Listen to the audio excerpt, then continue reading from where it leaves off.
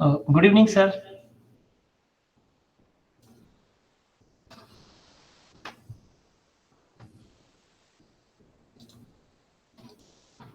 Good evening. Sir, shall we start? Okay. So, good evening, all of you, and let me take opportunity to introduce Professor MC Govil, the Director of NIT Sikkim. Professor Mahesh Chandra Govil is currently holding the responsibility of Director at NIT Sikkim.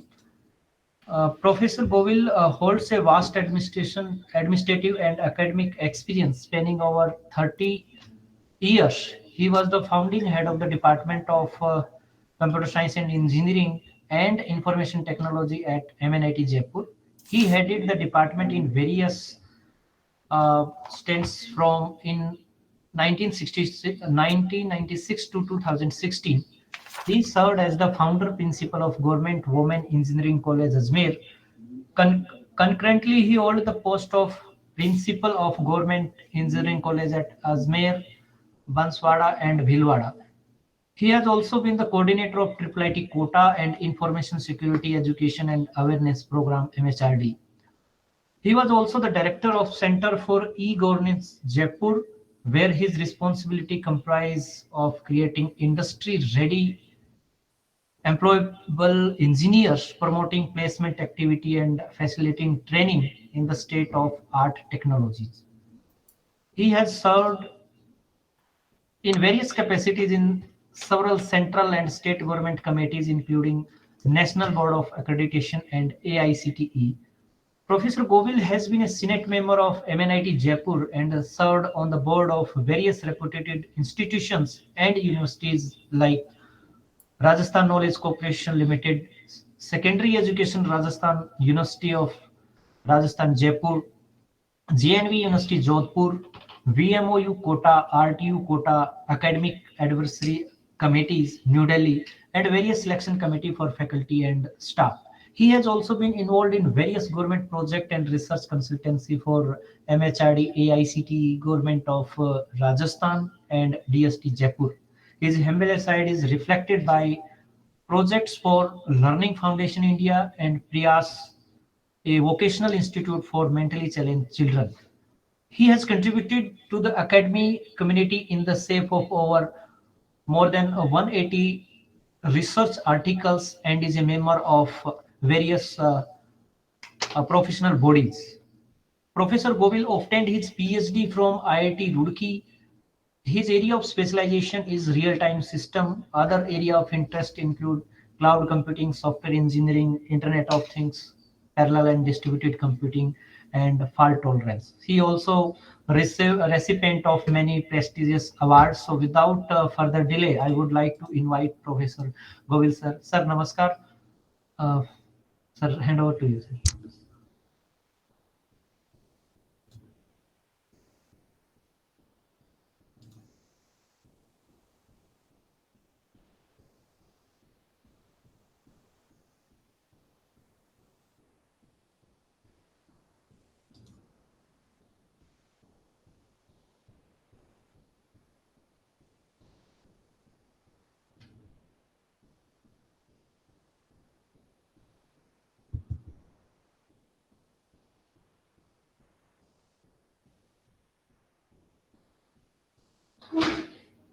Sir, you are muted, sir. Can you unmute? नहीं, एक minute, इसको presentation mode में लाना पड़ेगा ना. जी sir.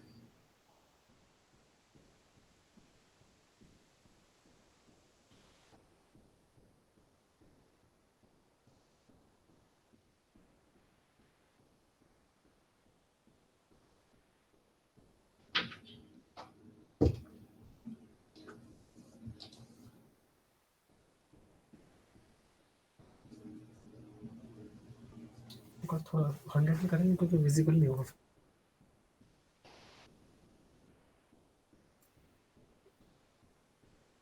Kishan, yes sir. इसको online presentation mode में कैसे करते हैं इस पे? सर ये तीसरा है sir. Next to next down नीचे है सर. नहीं वो ठीक है, लेकिन इसको फुल स्क्रीन मोड में नहीं आ रहा ना ये. प्रेजेंटेशन मोड में नहीं आ रही है यहाँ पे। सर बॉटम राइट पे अगर ये प्लस माइनस जहाँ जूम किया सर उससे पहले वाले पे करें तो सर F5 से भी हो जाएगा। F5 से जी हो सर, जाएगा? जी सर। नहीं वो तो पहले ही होगा ना, फिर F5 से यहाँ तो नहीं होगा।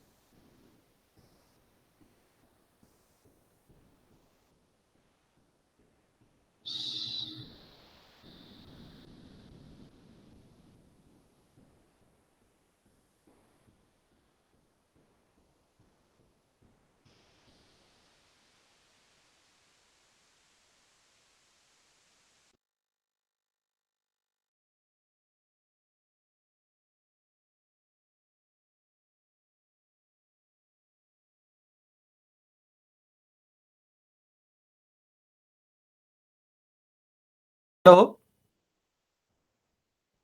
Yes sir. अरे इसको प्रेजेंटेशन मोड में करते हैं, वो फुल स्क्रीन मोड में करेंगे ना तो फिर वो तुम्हारी स्क्रीन गायब हो जाती है, फिर वो सर प्रेजेंट मुझे नाम व्हाट्सएप नहीं आएगा। मुझे भेज सर, मैं शेयर कर लेता हूँ सर, मुझे भेज दीजिए। बस तुम्हें भेज दूं, जी सर। 1 मिनट रुको फिर।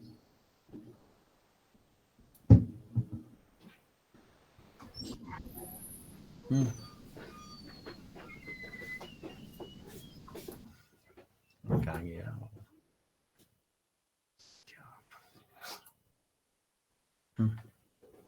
प्रेजेंटेशन ये हो जाता है पूरा।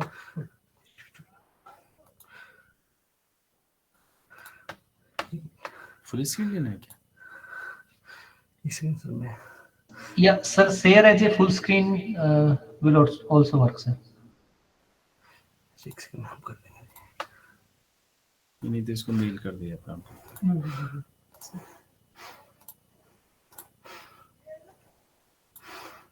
हो गया? ठीक है, चलो वहाँ आएगा ना ये। हाँ? इसको फुल कर दो। अभी भी यार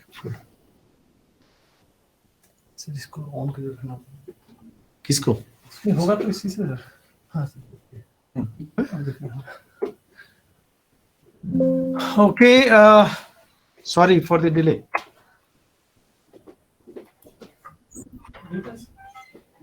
नहीं म्यूट नहीं है, क्या है ये सब?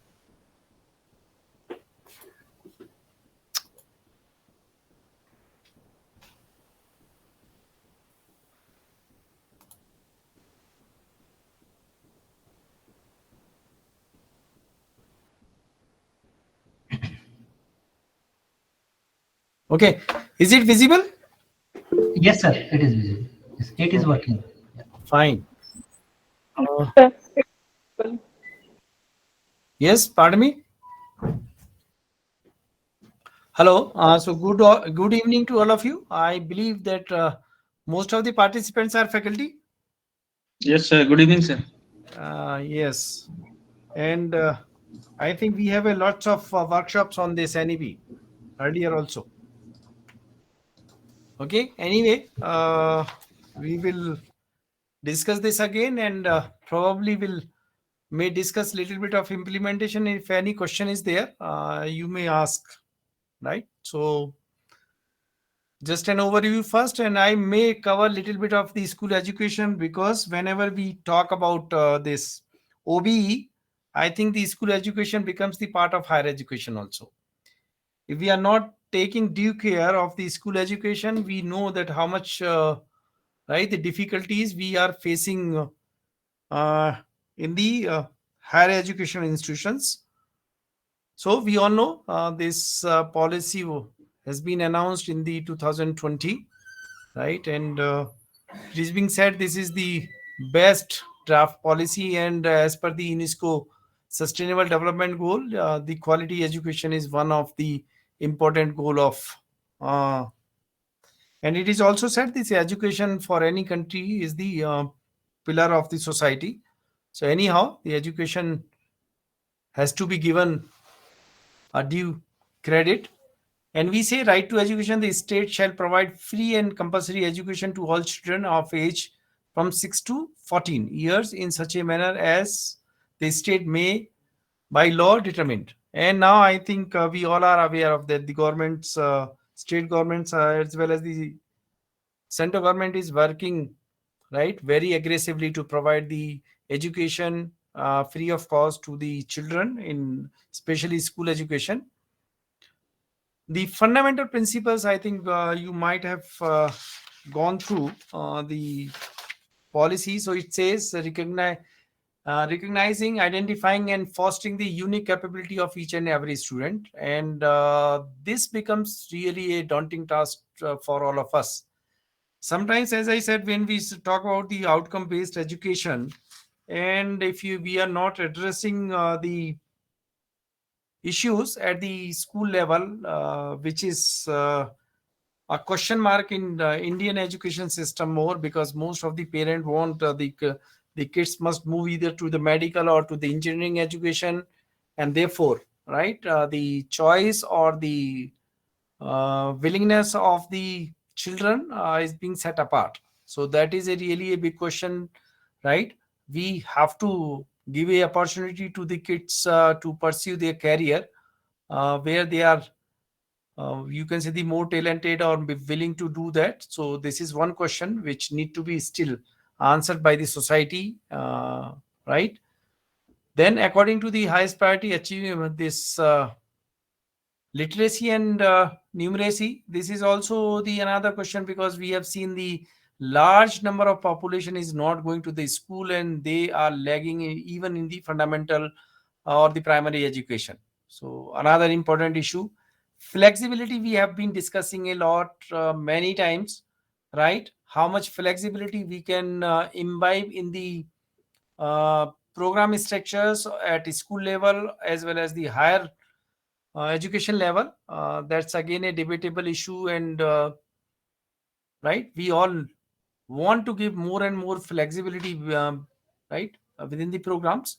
But again, you need resources also, you need the uh, willingness. So it's really costly affair to imbibe the flexibility in the curricula as well as within the program, because if you allow more than if you allow large number of subjects, then you need the faculty, you need the infrastructure in terms of the classrooms, in terms of the laboratories, and etc etc. So flexibility is also, right, comes you can say at a cost. So that is important issue. No hard separation. So we are talking about the multidisciplinary education nowadays. How much multidisciplinary education we can provide is again a debatable issue, because we have to understand each and every student has its own capability, right? So we cannot say that we can have a very, you can say the broad multidisciplinary, but at least some opportunity can be given. Maybe the most of the institutions are going for minor degrees and major degree. This is the one, you can see the setup which exists earlier also, and now most of the students, most of the institutions are providing opportunity for the students, so they can have a major degree in one discipline and maybe minor degree in another discipline. But this can be addressed at least more on the PG level or the PhD level, where we can pursue at least the research in the multidisciplinary areas. So we are talking multidisciplinary as well as the holistic education. So holistic education concerned with the personality development of the students apart from the peripheral knowledge of the various areas. This is one. The next point is very, very important, emphasis on the conceptual understanding. I think we all, being a teacher, will agree that this point is slowly and slowly taking a backseat. So something has to be done by the institutions, right, to inculcate more and more conceptual understanding so that the NB attributes which normally we define can be achieved, right? So we say the problem analysis, design and development of solution, modern tool uses, right? Ethics, and so many things, right? So we are, I think most of you know the NBA attributes, generally called the graduate attributes, and they define the outcomes from the students. What we really finally want from the student when he has completed maybe one degree or the another degree, or maybe after one semester or the another semester. So sometimes we know we define the various POs and POs and other things also to just measure how effective they are. That is again a debatable issue, right? So there are many issues which need to be addressed. Another is ethics and the human or the constitutional value. Normally, we feel these things can be taught just like other theory subjects. But in my perception, these courses must be of the practical orientation, right? We should have some sort of an assignment. We should have the assignment somewhere where we can send them to the society and they can learn what we mean by the ethics and the human values. Constitutional values, of course, can be partially taught in the class, and then right, they can be okay, given some practical exposure. So that is there. Then we are talking now, right, multilingual, right, the course or delivery. So now we are emphasizing the delivery must be in the local languages. Again, the higher education institutions may face a difficulty because most of the companies finally wants the students good in English. So that is a one, you can say, the impeding component of right, this local language teaching, and that need to be answered. Otherwise, at school level, I don't think there is a problem. Okay, so this is one. Lifelong learning, we know, is another graduate attributes of the NB, and we have to really develop all these traits among the students, may it be the communication or the teamwork or the resilience or other attributes. Then the another principle says focus on regular formative assessment. So I think every one of us is more conversant with the summative type of the assessment. Now we have to learn what formative assessment mean is, and how we can really go for formative assessment. Because this is little bit a time consuming job when you go for the formative assessment. Subjective, okay, you design some questions and check, mark the copies, and then you can award some marks. But that doesn't give you the holistic view of any student's learning outcomes. So that is the one disadvantage of the summative kind of the assessment. So therefore, formative assessment might be a good component apart from that, and we have to really learn, right, how to imbibe in our teaching environment in the institution. Technology, I think most of us are now slowly and slowly using the technology, right? And really, I believe technology use during the teaching is need to be learned if we are not following that one. So sometimes we call the blended learning, and sometimes we give some other name. But technology does not mean that you are using your PowerPoint slides or something like this. We can give some practical examples by showing small clips, or maybe small, you can say, the movies can be there. So lots of contents are there, and we can develop our course material accordingly, and that is very, very important. It's not only the use of the projector or use of your LCD display terminals, right, or smart boards. It's not only that one, right? When we say the technology, it means using the technology what written here for some students with the special needs also, maybe weak students also, maybe the other category of these students. So which technology is better for which group of the student, that need to be decided, and accordingly we can use this one. Then respect for diversity and respect for the local contents. Really, okay. So we are discussing a lot how to develop curriculum and what should be there, what should not be there, what kind of the pedagogy we should use, right? All these things, right, makes a part of your education system and need a separate discussion. And we, I think, have a large number of workshops on the curriculum design as well as pedagogy also. So these are the very big topics which has to be learned by each and every teacher. Fully equity and inclusion, this talks about, right, different disadvantages group of students, how we can facilitate them to achieve the outcomes, or you can say the OB education.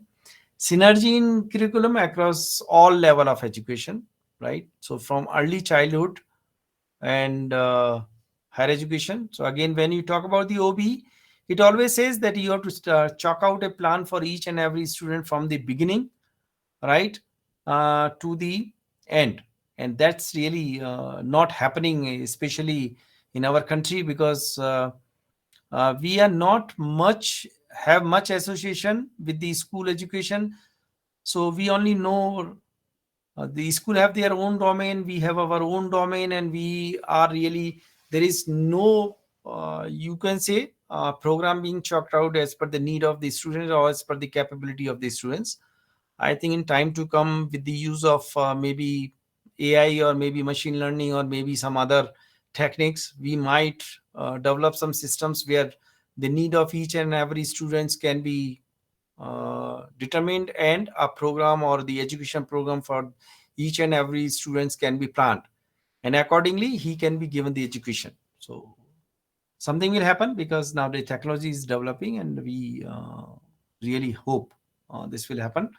This faculty and student, we always say they are the heart of any education system. So we'll have a little more discussion in the later slides.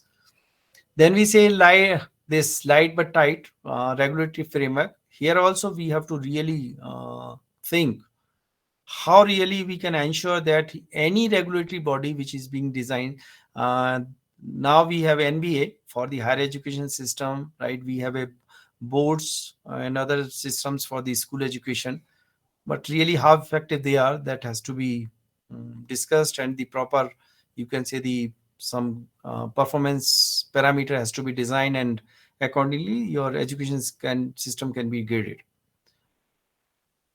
Research is being now you can say the talk of town, and then research is becoming really very very important. And how much research component can be given at the school level, that is again has to be thought. But higher educational institutions have to do much more or deliver much more here. So research has to be integral part of your education system. Continuous assessment, we are talking from many years, and we have developed some technique for the continuous evaluation, and whatever curricula we follow today, that is a semester wise or your choice based catering system, they also talks about the continuous assessment. And again, how effective this would be and how effectively it is being implemented, again a debatable issue. So here also we have to work really very very aggressively, right, to make it more effective. Then we talk about the especially at the school level, the students should know about our right, the ancient India, because we go back to our history, right. We were having a very very highly enriched, you can say, the education system. Okay, and there are large number of example across the country, not only the arts and culture but in the science also. So we have to teach our young generation, and they should feel pride, right, on the Indian or the native technologies. Education in a public service, quality education must be considered as a basic right for every child. Okay, so government education system really need a revamp or some sort of better control, where we can ensure that the students are going to the institutions and getting better, you can say, the education, because we all know what is happening. Most of the students wants to go to the private schools only, and that's a big worry, because somewhere the parents have a strong feel that if we send to the our kids to the government schools, their development will not be as they wish. So that is really a question mark again. Now this is a new, some sort of a total program being chalked out in the NEP 2020. Okay, so earlier we say the 10th should be completed from 6 to 16, and then 11th and 12th 2 years, maybe 16 to 18. Right now they say okay, first basic knowledge 3 plus 2 plus 3 plus 3, and then right, finally 9 to 12 in 4 years. So not much discussion required here. Now this gross enrollment ratio is really a question mark for our country, as we have been discussing, right? And there are large number of dropouts, so that has to be reduced. And there is some target being fixed by the government of India that we must achieve at least secondary level by 100% by 2030, and higher education maybe 50% at least. So these are the goals. How much we can achieve is really daunting task for all of us. Okay. Then equitable and inclusive education, I think we'll discuss a little more in the later slides. But something is happening. It's not like that we are not addressing this issue. The government of India is addressing this issue very aggressively, and some special scheme have been already announced, and right, the people are being facilitated. 3 language formula. Okay, we want the teaching, at least as I said, the school education must be in local language, and then we can have the Hindi and English also. So that is the dream, right? Now we said the teacher is the center of your any education system, may it be schooling or may it be your this higher education. Now when we talk about the teacher, there are lots of issues in recruitment of the teacher. Also there are lots of issues in training the teacher, and the willingness of the good people to come to the teaching and then really teach well. So quality of teachers is a major issue, and then providing the facility to the teachers is the another issue. So some system need to be developed where right, we should have a good people coming to the teaching system, and then we can educate or we can train them well, so they can really impart the good qualification in the classrooms. So empowerment of the teacher is really an important aspect. Providing the facilities is another important aspect, and we know sometimes even in the sitting space, proper sitting space and proper teaching aids are not available to the teachers. So really we need to address a large number of issues when it comes to the teacher, and we all know, right, what are the major issues. So I don't think I need to discuss more on this. Okay, so these are the some issues, as I already said: service environment and culture. Okay, so you have to be teacher has to feel happy and empowered. So we have to really develop a system or a autonomy to the teacher.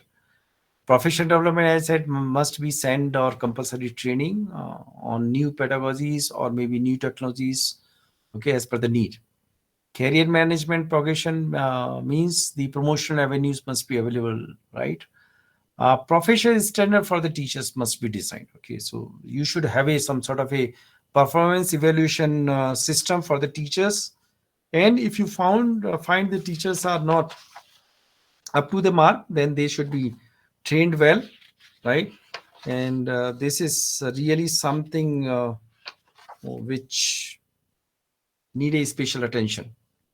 Okay, special educators may be needed for right, some of the kids which need a special education, or maybe okay, uh, some other kind of the technologies, right? Then there is a this we have a some sort of a you can say the platform Parak, right, which says performance assessment review analysis of knowledge for holistic development.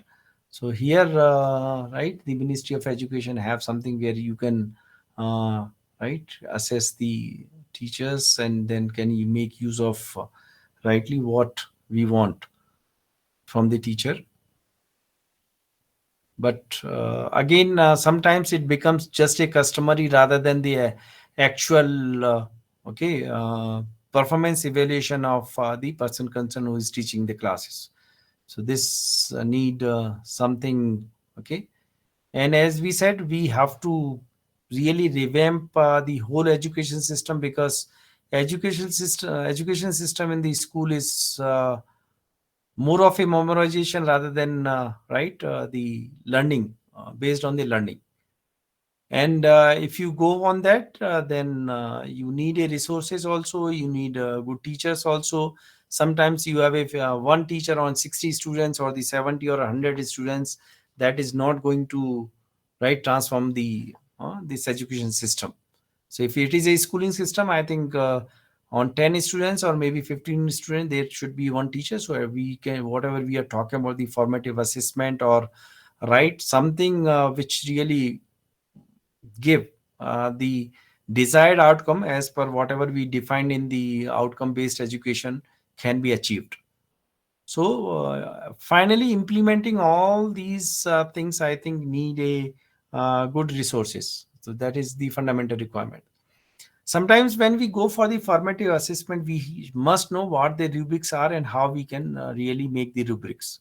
So this is something which is very, very important, and everybody has to learn. Okay, the development of the rubrics, because this depend upon the kind of your courses you are teaching and what outcome you really want from that course. So we say our rubric are multi-dimensional set of scoring guidelines that can be used to provide consistency in evaluating a student work. It has three parts: performance criteria, rating, grading scale, and indicators. The rubrics defines what is expected and what will be assessed for you and your student. Rubrics are generally written in the form of the matrix or grid to define the assessment criteria and expected performance standard for an assessment task. Especially well-designed rubrics will align with the course stream, right, or program learning outcomes, as I said earlier also. So this some sort of an example of preparation of one table. Okay, you can have your own, right, this matrix. It's not necessary you have to follow. Okay, this is some example, right, which I have taken, and you can grade each and every student on these parameters. Then I said we have generally have the two type of the analytical, each criteria evaluated separately, all criteria evaluated simultaneously. So they have some advantages also, have some disadvantages also. So now generally when you go for the summative type of exam, we are going for holistic exams, because our system is more dependent upon the written examination or the quizzes. Okay, and then when we evaluate the students, right, that is based on what he has written in his copy. So that is some sort of an holistic okay, picture of any student. It does not give you right holistic view of any students, right? So you have to develop different rubrics for analysis of the performance, or maybe right the need of the students, and therefore the rubrics are okay, more, you can say, the more detailed, So you need about each and every trait of any students. Okay, how he's in the sports, how he can be in the communication, how he can be in the subject knowledge. Okay, so large number of parameter can be decided to know exactly where my student okay uh, stands. So that is important here. Now this is one template, right, which is again an example, right? So you can okay. So there is one course which you think these can be the rubrics. So reads activity actively. This is one parameter. So right, you can decide. Okay. So it satisfactory demonstrates understanding and comprehension of the text. Strong moves beyond basic understanding, quality meaning, question, and response to the text. So basically, how much he understands. Examines assumptions. Okay, so how, whether he has some sort of an imagination, right? And what kind of the imagination he has. Again, you can right define the different rubrics for okay. So let's say excellent engages rhetorically with the role of implicit and explicit assumptions with regard to the topic and content. Then explains issues. Again, we can say the return of verbal moves do not always accurately convey ideas. If he is strong, accurately restates, paraphrases, or summarizes personal and learned ideas in discussion and writing.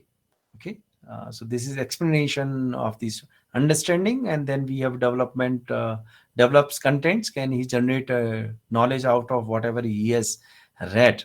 So that might be the okay one criteria.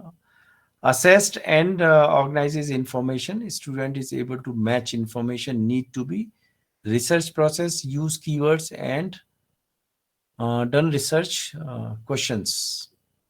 So this is some sort of a he's strong if he does like this.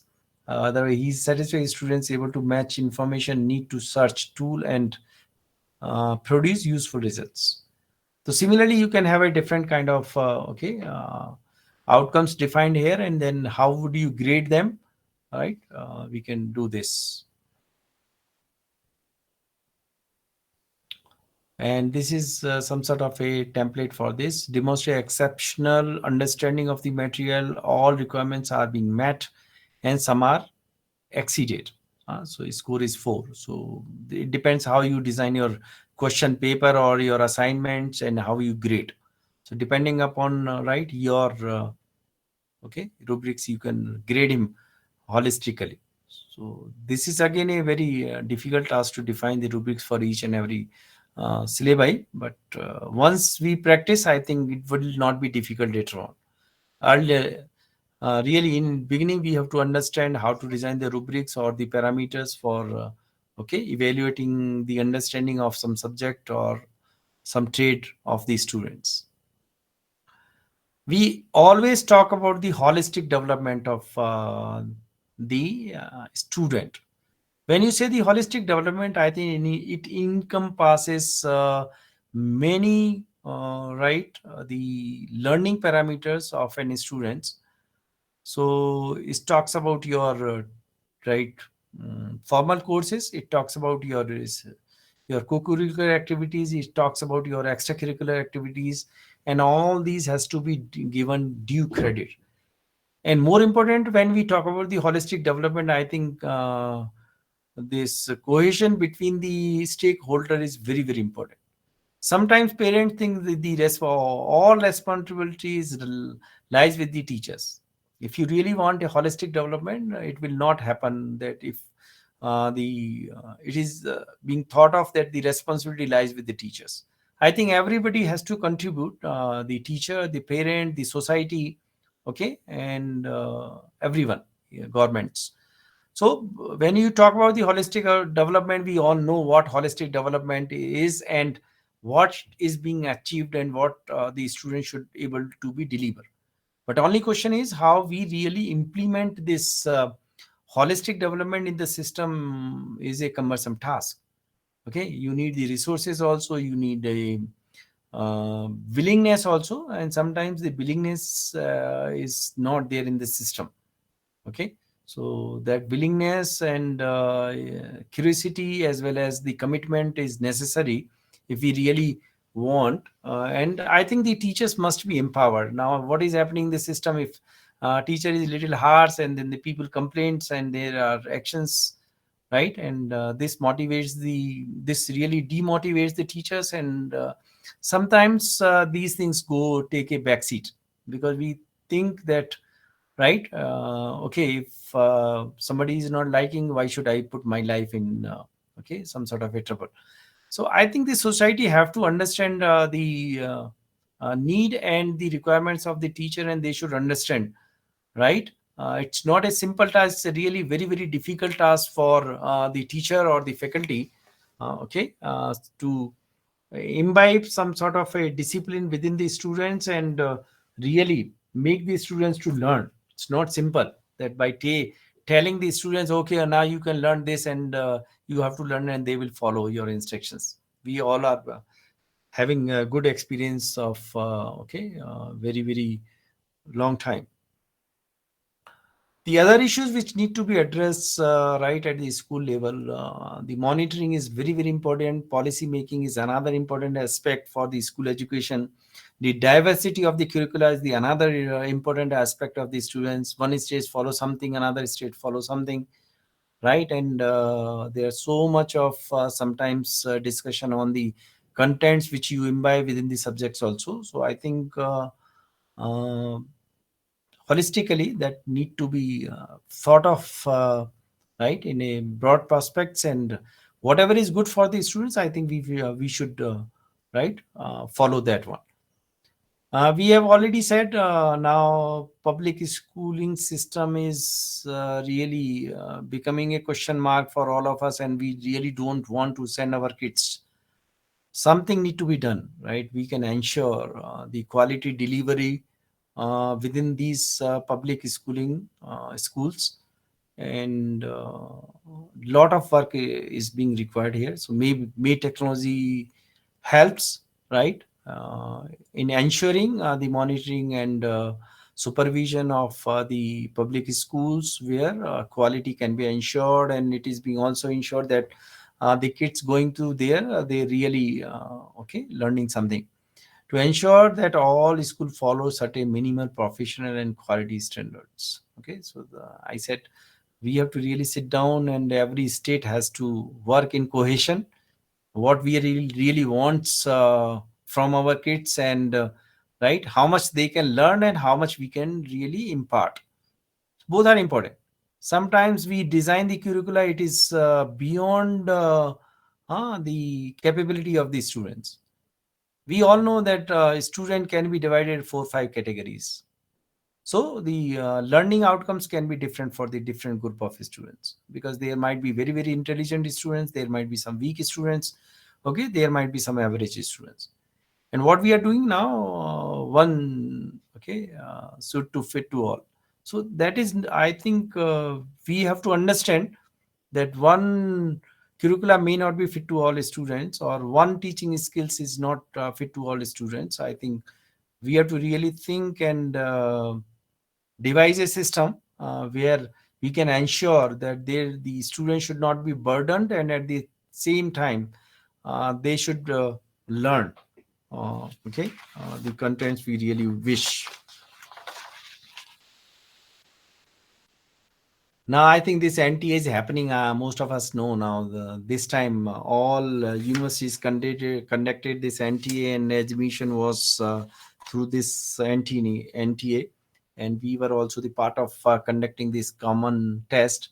How effective it would be, and okay, outcomes would be, I think it may the time tell us.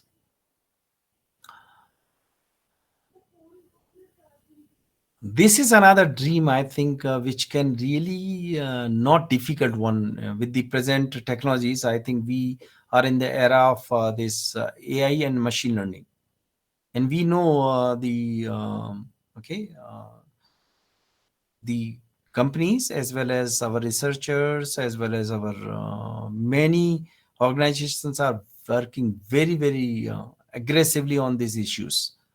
I think within few years, maybe we can answer these questions. Okay, right? All these things, teacher and leadership training, then this lesson plans and teaching tools, explanation of contents, practice and homework. Okay, question bank and exam preparation, assessments. Assessment is something which is very, very important. How to design assessments. Every one of us has to understand this. We talk about, okay, now we have implemented this project based learning. We sometimes say we have done this, we have done that, but I think somewhere we do not know how really design the assignments, okay, for different courses. Once you design good assignments, I think learning would be there, and assessment would be easier for you. But again, as I said, if you say I have a class of 100 students on one teacher, I think this will not happen, because I think one person cannot evaluate 100 copies for each and every assignment, because if you give even then the unit by assignment, and each assignment consists of 20-30 questions, the evaluation will become a daunting task. So that's why I said I think we have to facilitate the faculty or the teacher, right, where this real assessment can happen. And so the teacher should not worried about, okay, now, oh, if I give the assignment, right, there would be a large number of work would be generated, or we should have this assessment system online. Okay, I give the assignment online, the assignment would be checked. Okay, if some issues are there, the system should inform me. Now, these are the corrective actions you have to take in your next lecture class, or maybe in your during the next course. So something, I think with the use of the artificial intelligence, we can do something. Okay, so let's see what can happen in time to come. The R&D is a talk of the day, and every institution is being asked and working, as I said, very aggressively, right, on in the research and development area. And it is said, when you talk about the research and development, huge investment is being required. And sometimes the institutions are not having the proper infrastructure, state-of-art equipments, okay, and then expecting a cutting-edge research, I think it's not right. So first of all, we have to provide a good infrastructure to all the education institutions, all right, and there might be 2-layer or 3-layer infrastructure, where we can have a basic infrastructure in each and every institutions. Then second layer, maybe okay, in few cities, or at least district level, or maybe block level, and so on. Okay, so this really needs a lot of input and a lot of efforts from all the stakeholders. And it is being said now our investment in the research and development is only nearly 0.7%, while other countries, right, we can see is much more. Okay, and the people as well as the NEP talks about, okay, now our ancient India, and we also have a proud on all these people. Now we are realizing, I think, through yoga and through meditation and right, through practicing more and more the Ayurveda. In you can see the early years, this Ayurveda and the homeopathy was not liked by the people or the society much now, but slowly and slowly we are going back to our ancient India, where we want more and more okay, this treatment from Ayurveda or maybe from homeopathy, going little away from the Ayurveda, this allopathy. So I think we have to imbibe somewhere in our curricula also, and it has been given a huge okay, importance by the government of India also. And we celebrate yoga and meditation, right? There is a in the 21st June, we celebrate the yoga day also, and we have a Fit India movement also. I think all these are things are necessary. I do remember when we in the childhood we do have a this PT in the morning when you go to the school, and the children play a lot of games in the grounds.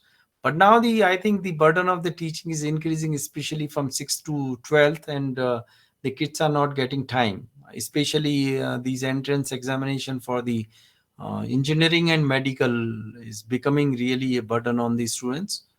I think something has to be learned, and we should have a pride on the ancient, our culture, knowledge, education, right, custom, heritage, etc., etc. Okay, so these are the people we normally admire, and then we have an example of the marvels of the technology as well as the sciences also. Okay, so it's not like that, but I think we have forgotten and we have never practiced our Vedas and Upanishads. So I think that is now somewhere we can find a place within our curricula. These things should be given a place rather than teaching something which is unnecessary or maybe more burden. Because sometimes I feel the technology as well as each and every field is has increased so much, and the amount of content you need to deliver is huge, especially in sciences, in engineering, in technology, or in medical also. So it is not possible to cover each and everything, right? Whatever the structure of the education we have, starting from the education to your higher education. So really, we have to decide what need to be taught, what can be self-learning kind of a thing, or what can be taught a little bit of visually. Okay, so something need to be done, and so that at least we can generate some sort of a curiosity among the young generation about our old traditions and culture. Okay, and they should feel okay pride. Nalanda, of course, we always mention Nalanda University, and if you look at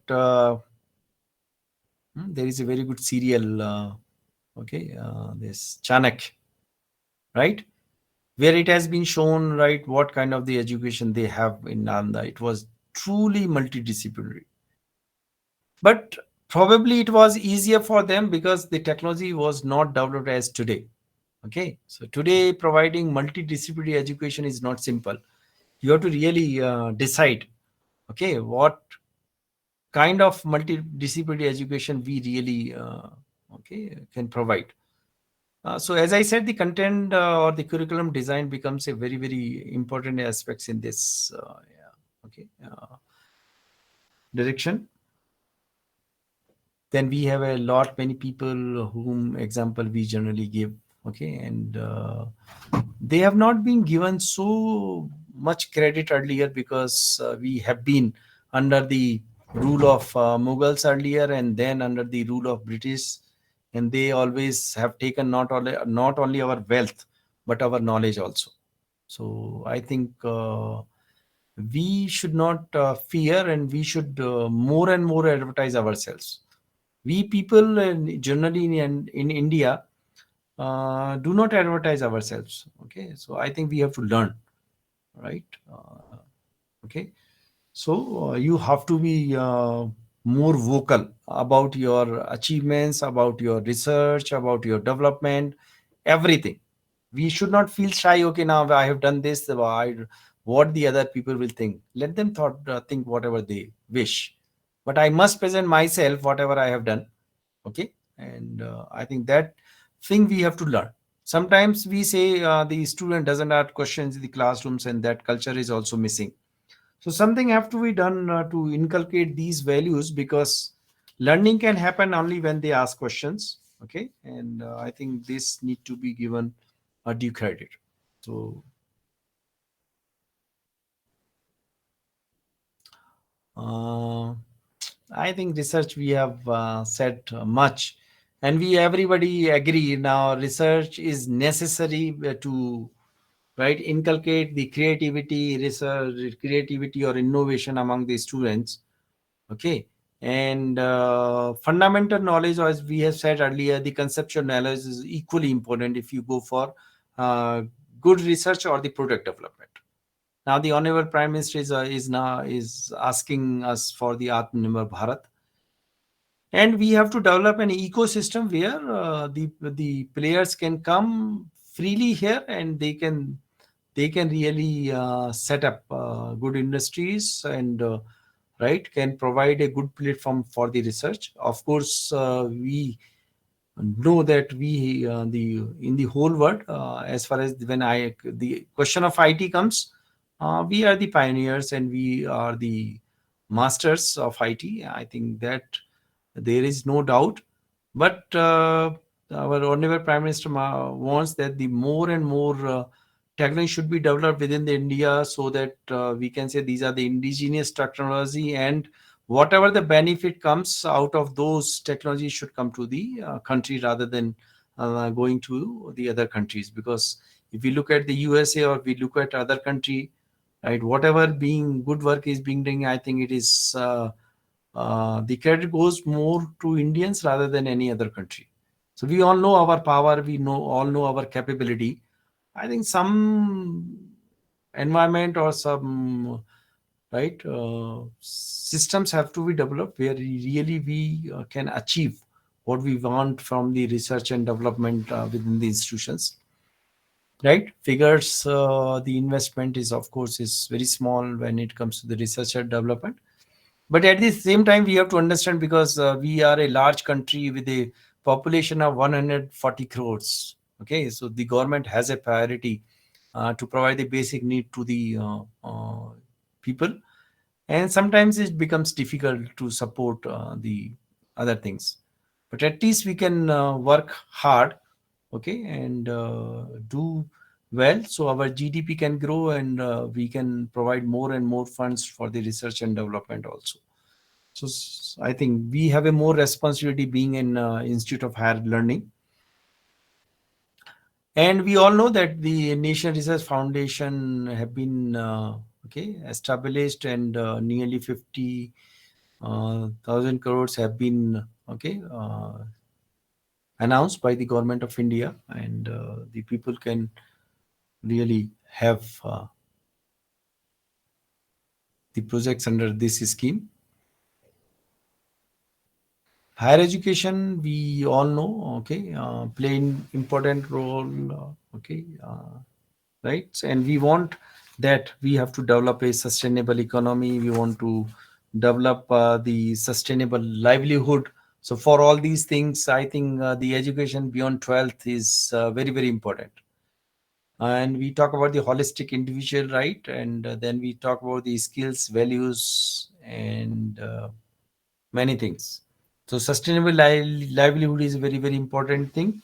Whatever way it comes, I think that has to be provided to each and every person. Right. What are the major problems which have been enlisted in the education policy? So one is severely fragmented higher education ecosystem. So we all agree with this, because each and every state has its own right educational ecosystem, and sometimes there is no commonality. So I think we have to develop a framework which is common to all states, right? And therefore addressing the issues will become simple. Less emphasis on development of cognitive skills and learning outcomes, again a debatable issue, right? So we believe, as I said, we are more conversant with the summative analysis, and therefore it is entirely dependent upon the rote learning or the remembrance of the students. So we have to really change this scenario where students should feel encouraged and this energies to learn, right, the technology and new you can say the knowledge. Okay, so something need to be done here to make your delivery more interesting and more effective. So that is I think need of the hour, a rapid separation of discipline. Right now we do have, I think, but in the IIT NITs at least we have started, as I said earlier, something called major degree and minor degree. okay, and going towards the multidisciplinary education. Limited access to particularly to socio-economic disadvantages area with few HEIs that reaches in. So there are two issues: number of higher educational institutions in the vicinity of especially rural areas, and second, delivery of the content in their local languages. So something is being happening to deliver the contents in the local languages, and I think content have been developed by the AICTE and other platforms also, and they are being loaded in the common platforms like MOOCs. So I think we can do something here, and more institutions, especially private institutions, are being set up in different areas. But the quality of education is a question marks there. So I think we have to address this. Limited teacher and institutional autonomy. This is a big question mark. Okay, but sometimes if the autonomy is given, we do not know the value and how to handle the autonomy. So that is another an issue here. If the autonomy is given to the administration, this sometimes being exploited, and the quality of education takes again a backseat. So I think right, the people must understand the right responsibility when the autonomy is being given. And number of teachers is, of course, okay, we are talking about we have a scarcity of the teachers, not only one institution, but I think each and every institution is facing problem of quality teachers. How to address this issue? The young generation is really not interested to come to the teaching, right? Especially in NIT and IIT, when you ask, do you want to become a teacher? Not a single hand is being raised. So what are the reasons? I think this profession is might be becoming some sort of a boring, and something should need to be done. Okay, so the more and more people should become interested in this teaching profession. Then inadequate mechanism for merit-based career management and progression of faculty and institutional leadership. A big question mark. Okay, and this is really a very sensitive issue, and necessary also. So sometimes this professional upgradation or progression of the faculty is missing in the system, especially in private institutions. The faculty is working on a very poor salaries, and right facilities are totally missing. In government organization, central institutions is fine enough, but in state institutions, again, the facility to the teachers are not available. Forget about the other incentives. So the people are not more interested to come to the teaching. And sometimes you're teaching again the same courses, and not given much opportunity to move from the institution to the industry, and from industry to the institution. That makes your profession little boring. Okay, and therefore the people may not be willing. They do not find any right joy or happiness in the profession. While your NEP says that your teacher should feel happy, okay, and then should feel elevated and should feel respected, and many attributes have been given there. But in practice, the society is also not really giving the due, you can see, respect to the teaching community also. So there is really large number of questions. I think every one of us understands when it comes to the power. I think sometimes a administrative officer much below of your rank is having much more enjoyment of power rather than you. So all these questions, because we all anyway, all teachers are the human beings, and they also want respect from the society. And slowly, I think even then the respect, forget about the monetary benefits, but the respect from the society to the teachers is also some sort of right slowly missing. Even then, the students nowadays are not really Okay, respecting the teachers as they should be. So there are large number of question marks, okay, to provide the good avenues and good, you can say, the opportunities, facilities, and other things to the teachers. Okay, so that really need the proper attest from the stakeholders. Okay.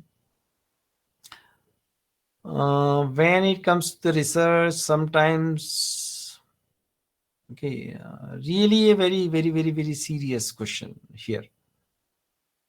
Sometimes research is not a cup of each and everybody. I think we have to understand this. We need the teachers for teaching also. We need the teachers for this research also.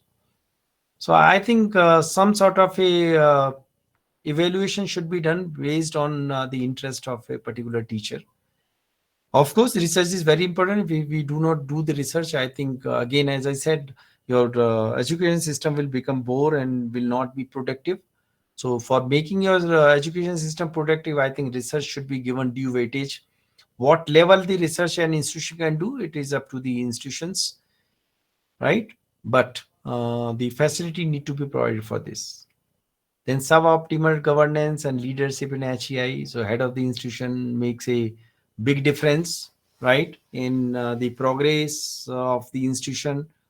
I think they should be given some sort of an assurance if they work well for the institution. So the governance need to be given proper addressing by the governing bodies, especially the governments. Okay, really a big question mark here also. And I think all of us know how our various higher education institutions are being controlled. Day by day, their autonomy is decreasing rather than increasing. So the people, especially head of the institution, right, even afraid to take decisions, or they are not given the power to take decisions. So there is a suboptimal governance, and therefore we do not have a good leaders. If they are good leaders, they don't want to come to education system.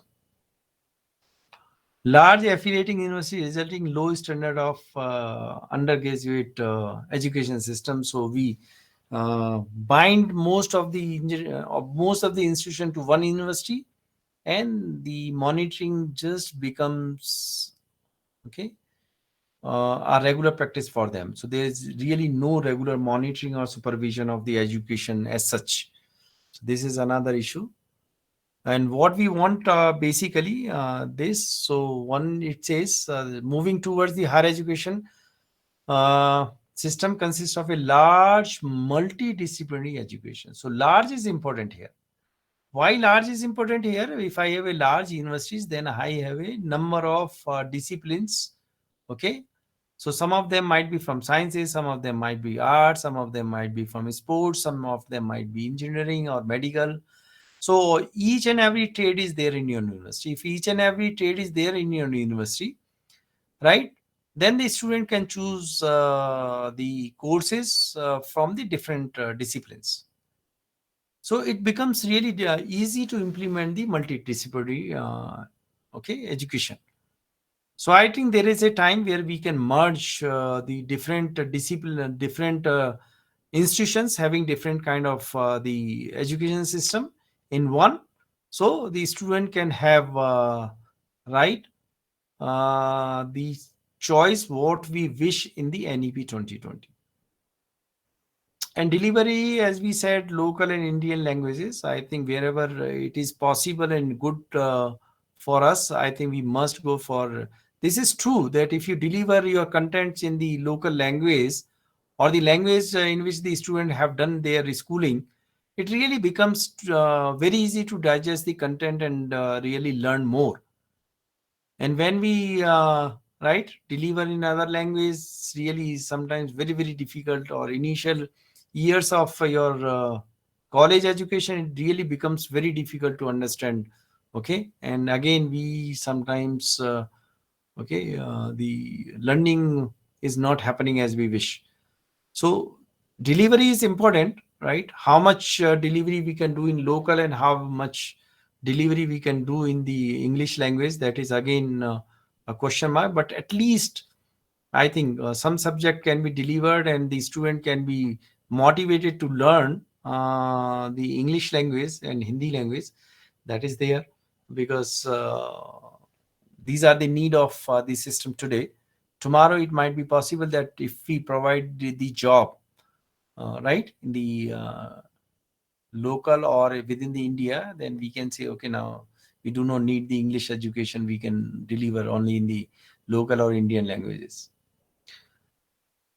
Okay, and multidisciplinary we have talked about, autonomy we have also talked about, but as I said, this is simply not a word.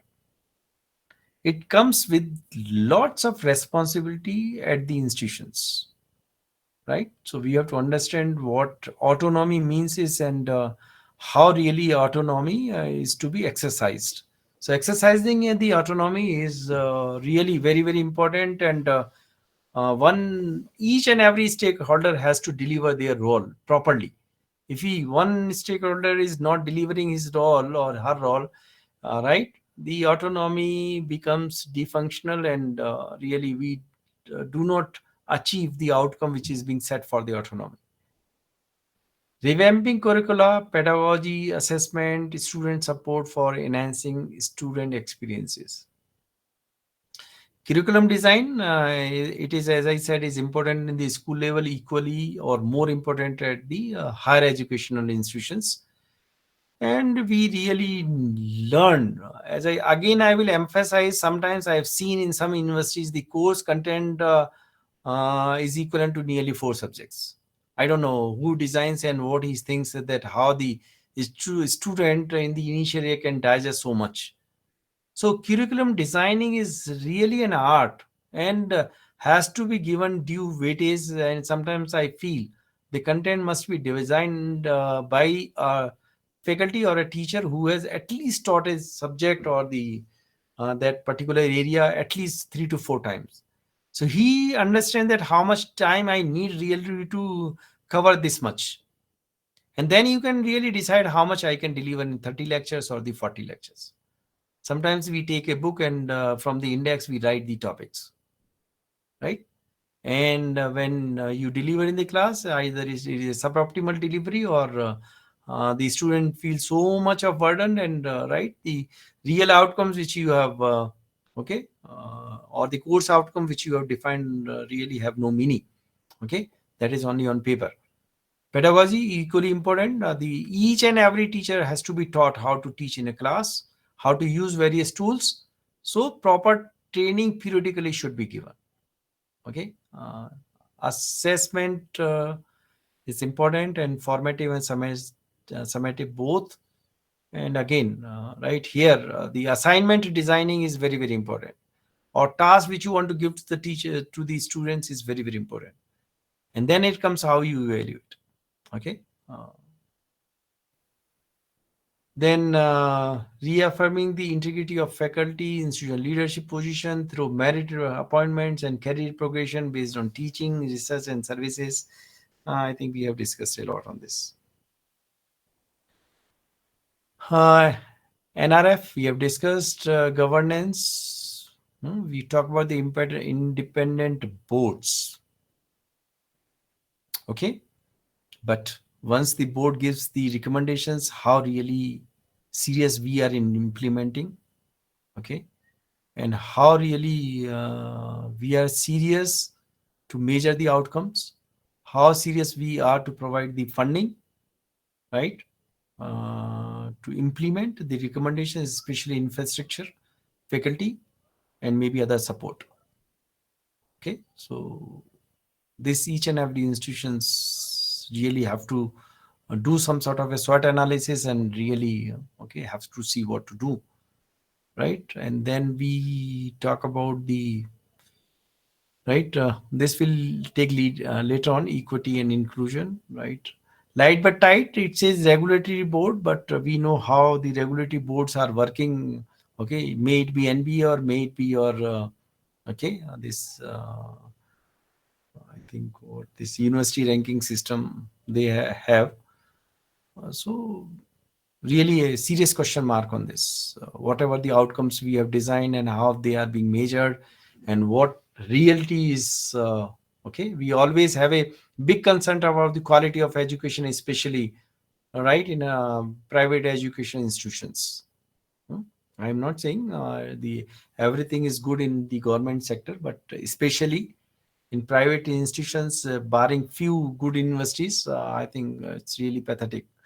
Okay, because you do not have a adequate number of faculty, well qualified faculty, training is missing, right? Their salary are too poor, so they want to leave, and whenever they get a chance, they move from one institution to another institution. The other issues which normally I think NEP talks about institutional restructuring and consolidation. Again, it talks about the infrastructure, okay, in terms of your human resources, in terms of your right physical resources. Holistic multidisciplinary education, we have discussed a lot. Optimal learning environment and support for these students. Okay, this is another important issue. So it requires again funding and adequate space, adequate facility, number of clubs, number of opportunity for co-curricular and extracurricular activities, right? Sending them to different institutions, all right, to know about the outside world, or maybe right sending to the industry and so many things. And you have to motivate, energize, and capable faculty.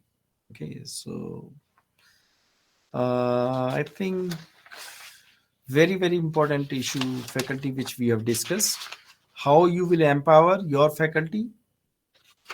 That is a big task for the institutions, and I think the teachers should be, again I repeat, given due respect and diligence, okay, so that more and more people can join the teaching education. Teacher training is very important. I think we must send teachers at least 2 to 3 years in the concerned area of industry, so that they can learn some practical aspects and right, you can deliver better in the classrooms. So faculty training as well as staff training is important, and at the same time the evaluation of the both teachers as well as the because in engineering your staff is technical staff is equally important. If you do not have a well qualified technical staff, I think the delivery in the lab would be substandard. So that is important. Regulatory system we have discussed. Curbing and commercialization of education need to be addressed, because now education is becoming really costly. So when we talk about the affordability of education, I think the some group of the society are not able to really get the access of the cost effective education. Governance, leadership, I think we all know. Promotion of the Indian language, art and culture. Okay, so if you have a big university, I think these tasks becomes easier. Otherwise, again, implementing these things would not be easy enough. Technology use and integration. As I said, we are using these things, but still we have to learn how to use the tools, especially in the classrooms. Still, we believe we prepare the slides and deliver the just only deliver through the slides is not enough. Writing, okay. So something need to be done on the training part, and there should be hands-on training to the teachers how really they can use. Even then, making small movies when you design your course contents, so you can make it more effective, right? Is important one. I said already said blended mode of learning we have to really learn, okay, and the facility I think should be extended for all these things. Another very This is important, but I think difficult to achieve. Uniform nomenclature. And sometimes the institution does not agree on one name or the another name. If we agree on the uniform nomenclature, I think what we are talking about, the credit transfer, moving the student from one institution to another institution will become very easy. Okay, so I think this should be done right with diligence, so that if one student move to another institutions, okay, credit transfer will not be a problem. Otherwise, you have to decide the equivalence of the course and so many things, and it becomes really difficult for this, right? Another issue might be, okay, now getting away from this affiliating technical university or okay, deemed to be university and other things. We should have only university there or the institutions. I think everybody know about this multiple exit options as well as multiple entry options. So some framework has been designed and right, we have prepared and we do have implemented this also in our institutions. But really acceptability by the job provider, by the industries, by the organizations where students wants to work, again need to be discussed properly, and each and every stakeholder, especially the job providing agency, should come to the same platform. Okay, so still I think we have to develop a framework where these should be, okay, standardized as well as get certified or get an approval or okay, implementation guarantee from the UGC or maybe from Government of India or maybe state governments. Still, this is, in my opinion, this is still in infancy position, because institution can design their multiple exit and multiple entry options. So multiple entry is fine, but when you say multiple exit and the student doesn't want to come back to your institution, whatever the certificate or the diploma or the any degree you have given, how it is being accepted by the institution is need to be properly defined. So that is important when you talk about the exit. Academic bank of credit is not a very difficult task. I think most of the institution has already implemented, and as I said, because we are becoming mature enough in your digital technologies, and therefore, okay, we have a bank of credit easily. So if I want to move from one institution to another institutions, my okay, total credits are with me. If one institution recognizes my credits and okay, give me the admission accordingly in the higher classes, okay, that can happen easily. So I think this is good. You can say the option, and it was being a talk of okay, many years, but now this has become the part of the policy NEP 2020, and this is really I think good, which gives an opportunity for internalization of the education. So when you talk about the internationalization, generally I think we mean that the education okay, abroad. So internationalization may not be like that. Internationalization can happen at home, okay, and the institutions can make use of the technology, or can make use of okay, partial course completion within the India, and maybe partially outside. But I feel if we get the quality of education at par with the okay, outside good universities within our institute of national importance, I think there is no need for the students go abroad. So we can provide the internationalization at home. So I think that is the need of the hour, and every one of us has to work and elevate our standard of our education, right, at par with the you can say the uh, quality education in the world. Okay, everything we are doing, this collaboration we are doing, MOU sign we are doing, okay, and we do have a sharing of the students. Some of these good universities are already doing these all these things. but a framework need to be developed properly, right, where it can be implemented by each and everyone, every institutions.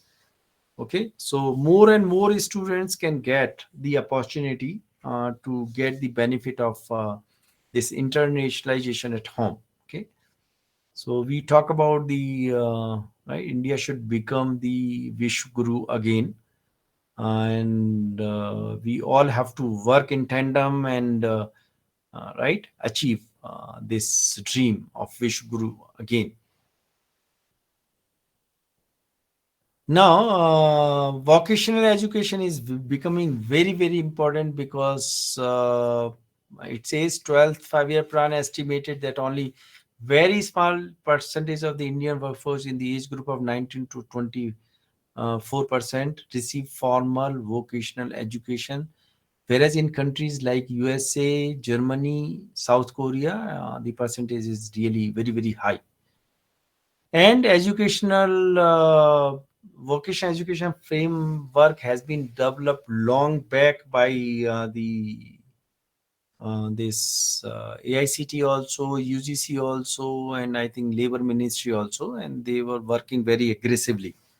But now this has become the part of NEP 2020 also, and they think this is very, very necessary to achieve the required right, this enrollment ratio by 2030.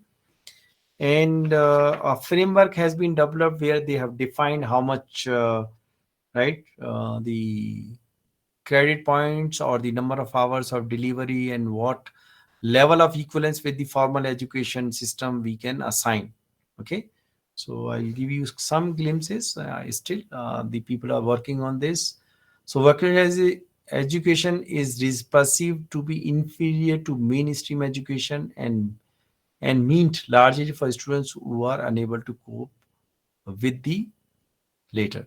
Okay, I think we all agree with this, and we have this perception that whatever students coming out of this vocational education system is not at par with the formal education system. The reason is probably the quality of the education imparted by the vocational education okay, institutions is not good. And therefore, when you judge or when you evaluate the student, they normally do not really perform as good as the students coming from the formal education system. So that may be the reason. I think we have to strengthen our vocational education system so that we can ensure that the quality of the students or the main manpower which is being generated out of this system is good enough. Okay, and really this is a need of the today. And now we have a technology also, so this becomes easier. But sometimes I believe it should be some sort of a okay mixed system, or maybe integrated with the formal education system. Okay, so in between, the students should have a culture of classrooms also, or culture, they should learn a lot of things from the education institutions, especially right, the team behavior and team skills, and right, how to really okay, work with the others also. So we have a target that by 2025, at least 50% of the learner through the school and higher education system shall have exposure to vocational education. So this is not an easy task. Okay, and the government of India is working very aggressively. Okay, how we can implement. But as I said, we have a more and more right, online education system and okay, delivery system. Therefore, it might be easier to implement right vocational education. These are the some examples I have from here when okay, I was the part of the team of this vocational national vocational education quality framework, and some sort of a coursework and equivalence was being generated. Okay, so this is formal, for example, secondary school grade 9th. Okay, so vocational this, okay, who will give the degree? So this rights only says who will certify that your this vocational qualification is at par with the normal qualification. So, right, this can happen. Then these are the some sort of certification level, depending upon the number of contact hours of the education. This consists of both theoretical delivery as well as the practical contents. Okay, and right, so these are the some sectors. There might be large number of sectors depending upon the various disciplines. Okay, so this is some example over here. Then the NETF, right, national. Then we have another body which is being named as National Credit Framework. Okay, and they are really designing the equivalence and other things. Okay, and so I can give you some idea. AICT has its own level of credit levels. So if you go for the 2-year secondary, then the credit level may be 3, and total contacts hour from the primary education to the 10th level might be 120. And depending upon this, if you go for the 4-year UG programs, the total contact hour required are 240, and your level credit level might be 6. So depending upon the equivalence has been created, if you get an education through informal platform, that is your vocational platform, and the normal platform. Now, affordable and quality education for all, right? So this shows the investment by the government of India on the education, and this is the investment in the education by other countries. So Norway has a 8% of their GDP. Sweden again nearly 8%. Okay, Iceland, Finland has nearly 7%, and so on. So we have only 3.5%. So I think we have to increase this by at least to 6% of the GDP, because we have a huge population, and therefore your education system has to be very, very large. Okay, so this says some recommendations are there. Okay, challenge even the low level of funding of education. So I think you are aware of this fact. If even then the funding is being provided, that is not being spent effectively by the especially state governments. Okay, and sometimes the fruitfulness of the funding or the money which has been given is not there. Okay, or you can say sometimes it's not reaching to the direct beneficiary, that is student. So this has to be given a proper okay.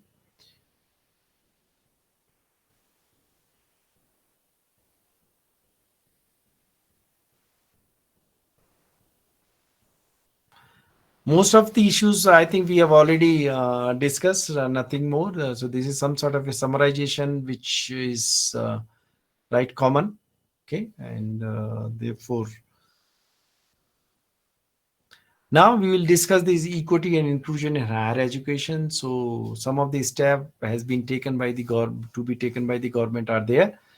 Earmarks suitable government fund for the education. Set up clear target for higher GER for SEDG. Okay, and then gender balance. So we generally talk about the girls' education, because the percentage of the girls' education, especially in higher education, is really a concern. And government of India as well as state government has given a special, I think, reservation as well as special facility for the enrollment of the girls in the school as well as in higher education. And similarly, for the socio-economical disadvantageous group, the government of India has a large number of scheme. Only it is up to the higher education institutions, they have to do something, okay, where the students coming from these community can be brought at par with the students, right? Other students. Local Indian language, we have already talked about. I think this is common for all, and sometimes may need more assistance for these groups. Scholarships has been provided for most of the SEDGs by the government, state as well as the central, but I think little more support is being required. So on part of the HEIs, mitigate this opportunity cost and fees for pursuing higher education, providing more financial assistance, scholarship to socio-economical disadvantaged student, conduct outreach on higher education opportunities and scholarship, make admission processes more inclusive, make curricula more inclusive. So this is very, very important here. As I said earlier, one curriculum may not be fit for all these students. It's not only we are not addressing here the ST, SEDG group, but the question comes, you might have a weak students from the, you can see the normal group also. So they have to be addressed, right, adequately. So therefore, the curriculum which is being developed may, as I said earlier, may not be fit to all. There might be maybe 2 or 3 kind of the curricula, and similarly we can assign them the credits, or there might be some, they talk about the slow learners also. If slow learner is there, then what kind of the approach we are really thinking, right, to deliver the contents or to deliver the degree in the same time or maybe little extended time, right? All these things has to be think properly and have to be implemented.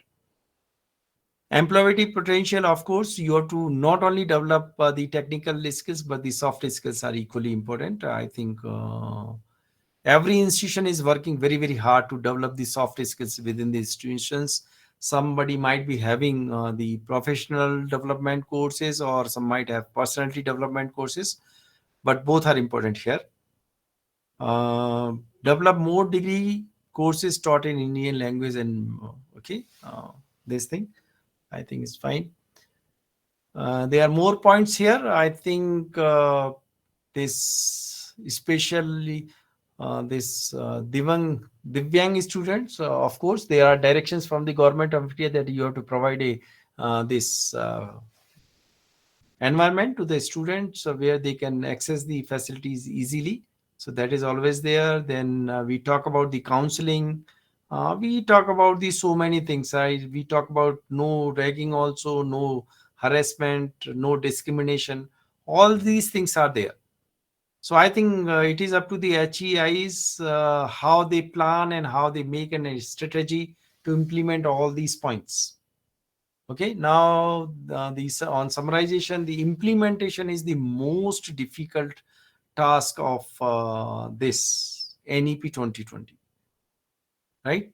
For everyone. It's not for one institution, for the other institutions. So most of the important thing is, first, implementation of spirit and intent of the policy will be the most critical matter. Okay, so we should have a spirit and we should have an intent to implement at least some of the soft initiative in the system where it can be done without an investment of any money. Okay, only the efforts are necessary by the institutions.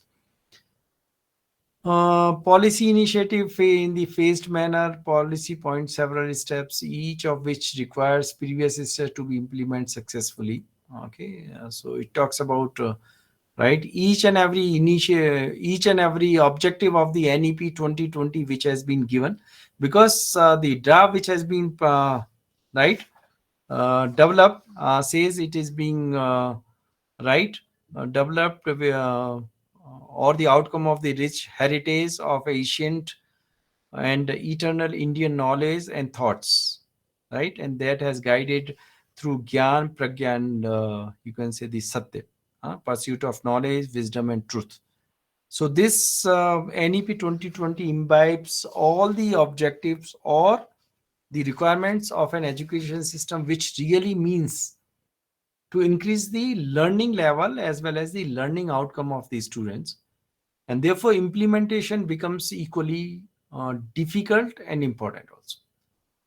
So we have to really design a strategy how we really can achieve the goals in a phased manner. It's not possible to implement this policy in a one phase, but one by one you can prioritize each and everything, and then slowly and slowly can implement these things. But the effectiveness has to be there. That is important. Then comprehensiveness in implementation will be key, as this policy is interconnected and holistic, right? Full-fledged implementation and not a piecemeal one will ensure that the desired objective are achieved. Okay, so I think this is obvious. If we implement all the objective of the policy, only then we can say, okay, now we are really developing each individual, right? Or there is a holistic development of the individual. So sometimes these are the word used in this policy: create well-rounded and innovative individuals. So that can happen if we implement entire policy in total. Then, since education is a concurrent subject, it will need careful planning, joint monitoring, collaborative implementation between the center and the states. This, I think, we have already deliberated, and we have to come to the common platform. The governments has to come at a common platform. The institutions has to do networking and come on to the take a common platform. All these things are necessary.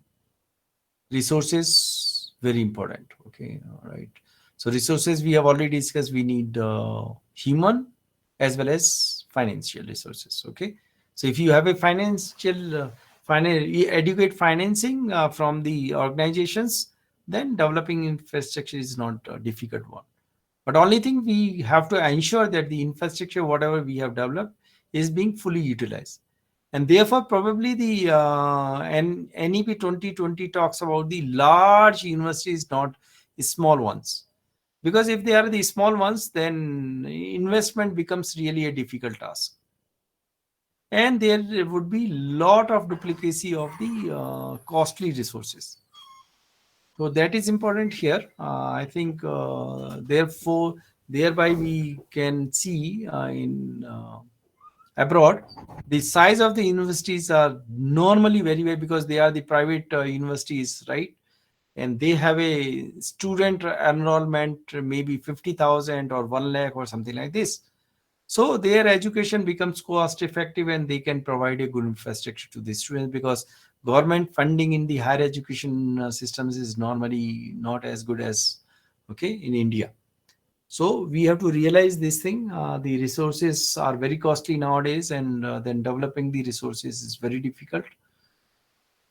Okay, and therefore, I think these points which talks about the implementation of the policy becomes very, very important to take into account. Okay, and I think I should break here. And thank you for the patient listening. And now you can ask questions. The participants are requested to kindly ask the questions. It was very informative sessions.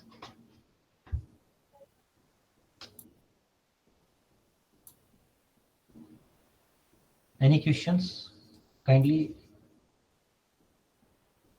You can also drop your questions into the chat box.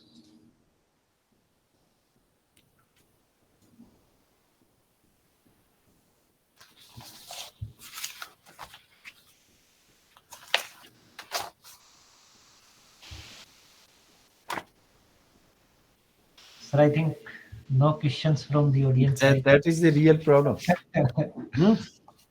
That's why I said we have to really develop the culture of asking questions. या teachers ही पूछना नहीं सीखेंगे तो फिर student क्या सीखेंगे, नहीं? Yes. Good evening, sir. Good evening. Sir, this is Pratik Veluche.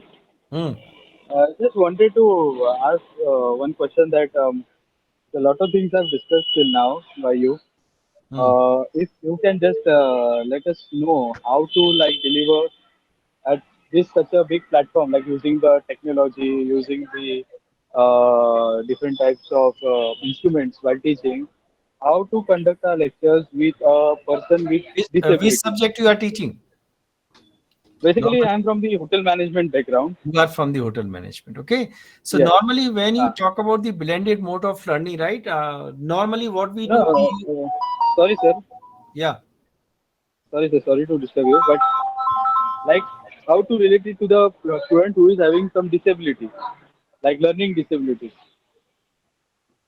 Okay, that's why I said we have to develop lots of technology, right, to teach these disabled students. Sorry, these students having dyslexia or having some deficiency where the learning is not happening. Because if you go for such category of the student, there are the different category of students which have a learning disability, and right, I'm really sad that our society is not really concerned about the such kids or maybe grown-ups. So first of all, I think our society must understand how they should support such kind of the children. That is very, very important. I think you might have right seen the behavior of the society is very, very reluctant, as well as at times very, very disturbing with these kind of the kids.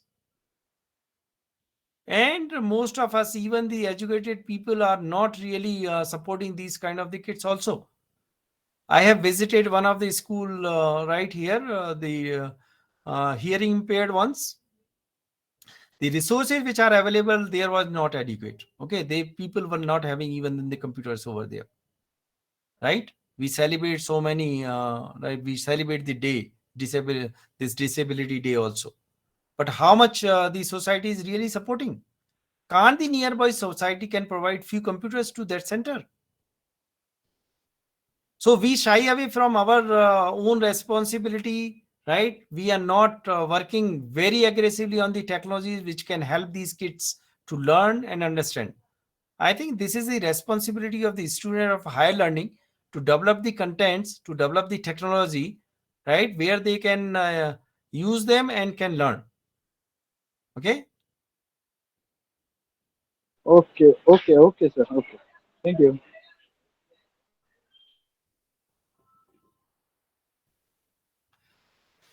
Right, Kishan, I think no more questions are there.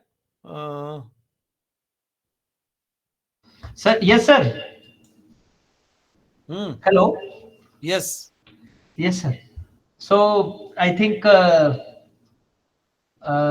more questions from the audience, and it is a nice experience, sir, once again, and it is an informative lecture. But the same problem is that the difficult to implement the such type of Yes, it's right. really difficult for us also. Forget about the other institutions. It is indeed, but quite tough to manage the things and all, sir. Hmm.